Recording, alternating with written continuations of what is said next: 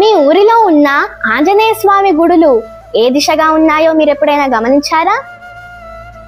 ఆశ్చర్యకరమైన విషయం ఏమిటంటే చాలా గ్రామాలలో ఆంజనేయ స్వామి గుడులు దక్షిణం వైపు చూస్తూ ఉంటాయి.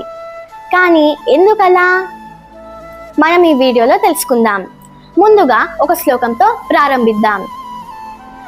మనోజవం మారుత తుల్య వేగం జితేంద్రియం బుద్ధిమతాం వరిష్టం వాతాత్మజం వానర యూధ ముఖ్యం శ్రీరామదూతం శిరసా నమామి. అన్ని ఆంజనేయ స్వామి ఆలయాలు దక్షిణం వైపు మాత్రమే ఉండవు, కానీ చాలా గ్రామాలలో దక్షిణాభిముఖ హనుమాన్ ఆలయాలు కనిపిస్తాయి. ఎందుకంటే మన హిందూ సాంప్రదాయంలో దక్షిణ దిశను యముడి దిశగా భావిస్తారు.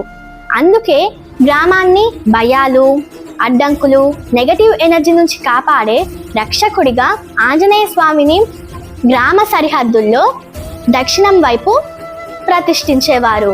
అంటే హనుమంతుడు కేవలం భక్తికి మాత్రమే కాదు, గ్రామానికి కాపలాదారుడిగా కూడా భావించబడ్డాడు. అందుకే నేటికి చాలా మంది హనుమంతుడిని భక్తికి, రక్షణకు, ధైర్యానికి ప్రతీకగా భావిస్తారు. జై బోలో హనుమాన్కి జై. ధన్యవాదాలు.